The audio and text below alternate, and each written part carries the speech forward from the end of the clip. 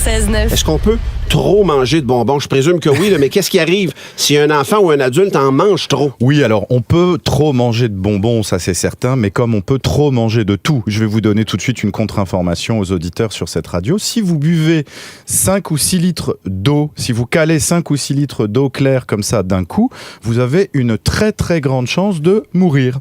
Si on boit 5 litres d'eau cul sec comme ça, on peut faire des hyponatrémies, et c'est-à-dire baisser trop le sel dans le sang, etc., tomber dans un coma et mourir. Donc évidemment, les bonbons, c'est pareil. Alors, est-ce qu'on peut faire des comas ou quoi que ce soit quand on mange beaucoup trop de bonbons qui évidemment contiennent comme 95% de sucre, de glucose ou de fructose, mais de sucre? Est-ce qu'on peut faire un coma? Bon, si on n'est pas diabétique, c'est très peu probable qu'on fasse un coma. Par contre, quand on fait une hyperglycémie, parce qu'il faut bien réaliser que quand on mange d'un coup trop de sucre et donc trop de bonbons, on a le sucre qui monte trop dans le sang parce que la sécrétion d'insuline par le corps pour aller ranger le sucre dans ses affaires, elle est dépassée. Ça fournit pas, il y a trop de sucre dans l'organisme. Alors, les enfants qui se bourrent de bonbons le soir d'Halloween, c'est sûr que si on leur faisait à tous des prises de sang, il y en a un paquet avec qui on s'énerverait, on trouverait des hyperglycémies, c'est-à-dire trop de sucre. Ils sont diabétiques momentanés. Ouais, c'est ça, exactement. Alors c'est sûr que si on va trop loin à manger du sucre, on les a tous, je pense, déjà eu ces symptômes, tu sais, où on se sent comme bizarre, on a la tête qui tourne, parfois on a un petit peu de la nausée, et ultimement, le corps réagit. Et si on mange trop de sucre, c'est comme si on mange trop de tabasco, ça vient tout de suite, on vomit, parce que l'estomac se contracte, le cerveau envoie comme Rejet. ça. Exactement, un message de rejet au tube digestif. Tao, on enlève ça. Mais il n'y a pas de danger sérieux de se retrouver à l'hôpital, aux urgences, ou de danger de mort, comme à proprement parler, avec une hyperglycémie. Mais le sucre comme tel, c'est quoi les effets à court, moyen et long terme d'ingestion répétée de sucre, au-delà des bonbons, là, parce que ça se retrouve partout? Alors le sucre, c'est très intéressant, parce que le sucre, d'abord, c'est un pouvoir calorique qui n'est pas à peu près. Le sucre, c'est 4 calories par gramme. Donc je ne veux culpabiliser personne, et on n'est pas là pour dire aux gens arrêtez les bonbons. On est juste là pour donner, je dirais, l'heure juste par rapport à ce que c'est que l'ingestion de bonbons.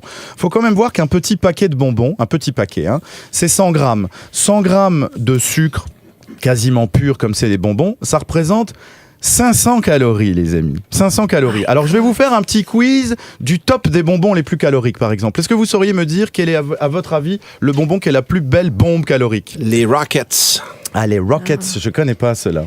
Et peut-être le chocolat? Ouais, c'est ça. En fait, c'est ceux où il y a un cocktail dedans. C'est-à-dire quand il y a un petit peu de gaufrette, un petit peu de chocolat, un petit peu de beurre de peanut, comme les Ferrero Rocher, Snickers, les Reese. Non, je parle pas des bars. Henry. Les O. Henry, les petites comme ça. Ouais. Ça, c'est le top du top. Les M&M's. Ah, les M&M's. C'est les petites cacahuètes. On est d'accord. Voilà. Alors ça, c'est extraordinaire. Et puis, cela dit, les nounours, les jujubes, les guimauves ne sont pas en retrait. Savez-vous que 3 petits nounours? Les Gummy Bears? Les Gummy Bears, les 3 petits Gummy Bears, c'est 100 calories. Ça veut dire que quand on mange 4 Gummy Bears, en calories, c'est comme si on avait mangé une barre Trail Mix avant d'aller grimper le Mont Saint-Bruno. Alors, niveau calorique, je voulais quand même qu'on se rende compte que c'est là qu'on est, d'accord? Bon. On peut parler aussi des colorants alimentaires. Est-ce que c'est aussi néfaste qu'on le dit? J'ai déjà... Pourtant, un colorant alimentaire, il me semble que c'est un petit liquide de couleur là, que je rajoute dans la pâte à modeler. Mais on va en parler quand tu veux, Tammy, mais me semble que Michel nous attend à la sortie. Tammy, tu as Les lancé la colorants question. alimentaires, alors, on parlait est-ce que sur les c'est colorants. aussi mauvais que le sucre? alors c'est drôle parce que ça me fait rire parce que c'est pas calorique, mais les colorants alimentaires, c'est cette invention-là. Alors les colorants, si vous voulez, du point de vue nutritif, etc., ça ne sert à rien. Les colorants, c'est juste effectivement là pour colorer. Et alors en plus, il y a une petite astuce au niveau de Santé Canada, c'est qu'on ne peut pas distinguer les colorants naturels des colorants synthétiques parce que les compagnies mettre ça dans la catégorie additif. Donc on peut pas vraiment les distinguer. Alors, c'est sûr que les colorants naturels, donc ils sont dérivés de la chlorophylle, de la betterave, curcuma. Bon, ça ne fait pas de mal à l'organisme, il n'y a pas de conséquences au long terme. Alors que les colorants synthétiques, c'est de la chimie pure, c'est vraiment du tube à essai, c'est du truc de labo, c'est du détergent à chiottes. Et ça, on n'a aucune espèce d'idée des conséquences au long terme, mais on en mange des très petites quantités, donc il n'y a pas de quoi fliquer non plus. On en mange vraiment très très peu, même quand on mange des bonbons. En revanche, Petite parenthèse pour tous les parents qui nous entendent et qui sont en train éventuellement de dire « Mais est-ce qu'il va parler des colorants pour mon enfant TDAH ?» Parce que j'en ai lu ça. Parce que quand on parle colorant, on est obligé de parler de ça. TDAH, trouble de l'attention et enfant avec hyperactivité. C'est quoi le lien? Ouais, Le lien, c'est qu'en fait, une grosse étude vraiment très solide est sortie dans le Lancet, qui est vraiment une grosse référence de notre littérature médicale à nous il y a 10 ans, et qui prouve que en fait, les aliments qui contiennent des colorants, notamment les bonbons, perturbent énormément les enfants et les adolescents qui ont du TDAH. Donc, ça augmente énormément leurs symptômes d'hyperactivité. Voyons donc. Et il y a foule de parents, Internet, et plein de témoignages de parents d'enfants TDAH qui disent « Moi, j'ai arrêté les sucres raffinés, les bonbons, les gâteaux et toutes les choses qui contiennent des colorants et je n'ai plus besoin de donner à mon enfant du Concerta. » À ce point-là? Voilà. Voyons donc. Exactement. Wow. Alors, Mon Dieu. c'est sûr que c'est très discuté parce que la littérature médicale a essayé entre-temps de faire des études d'intervention, c'est-à-dire de prendre des cohortes d'enfants authentiquement TDAH, de retirer tout ça et de voir si ça permettait d'avoir un effet bénéfique scientifiquement notable. Et à date, ça n'est pas le cas.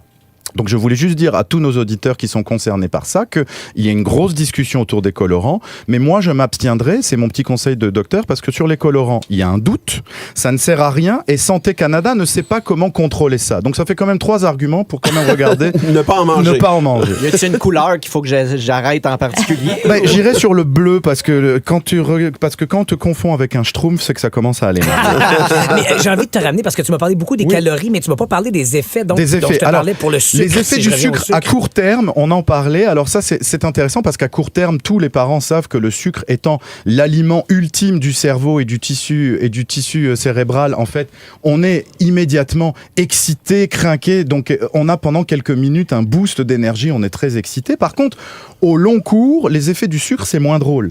D'abord, le sucre, comme l'organisme en a besoin, c'est une substance extrêmement additive.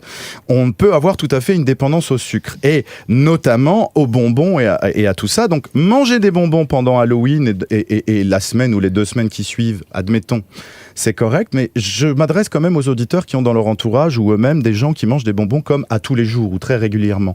Les effets de ce sucre-là, à long terme, c'est pas bon. Patrice, est-ce que tu penses que le sucre à long terme peut augmenter le risque de cancer ?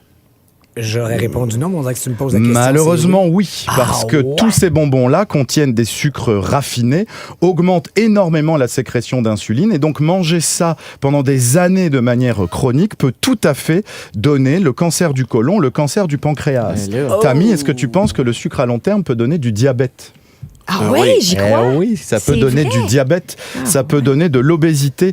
L'industrialisation de la bouffe et notamment manger ces genres d'aliments-là comme les bonbons augmenterait dans une étude américaine dans des cohortes d'adolescents le risque d'avoir du diabète à l'âge adulte de 40%. Quand même. Donc ça, c'est absolument pas Oui, négligeable. Mais là, on a des bonbons chez nous. Là. On a des enfants qui désirent les manger, ces bonbons-là. Là. Qu'est-ce qu'on fait? Alors, moi, je dirais le petit conseil, encore une fois, on n'était pas du tout là pour culpabiliser le monde. Halloween, ça sert à ça. C'est la journée cathartique, d'accord, où tout le monde va bouffer du sucre en quantité absolument débile. C'est comme tout, si on fait ça qu'une fois dans l'année ou une fois de temps en temps, c'est vraiment pas méchant. Maintenant, je m'adresse évidemment aux parents. Qu'est-ce qu'on fait avec tout ce sac énorme de bonbons si votre enfant, il a été efficace en trick or treat? Là, qu'est-ce qu'on va faire avec tous ces bonbons-là? Moi, je serais vous, j'étalerais ça sur 1 semaine, 2 semaines. Parce que y a pas de problème dans ce genre d'intervalle de temps. Peut-être proposer à vos enfants de manger 1, 2, 3 bonbons comme dessert à la fin d'un repas, peut-être plus équilibré, pour écouler ces bonbons-là jusqu'au début décembre. Puis après, on arrête parce que de toute façon, après, on va réembrayer avec les fêtes et on va de nouveau s'en mettre plein le bec. Calendrier de l'Avent. Merci, Doc. C'est très, très Ça fait intéressant comme toujours. plaisir. En semaine, dès 5h25. 96.9.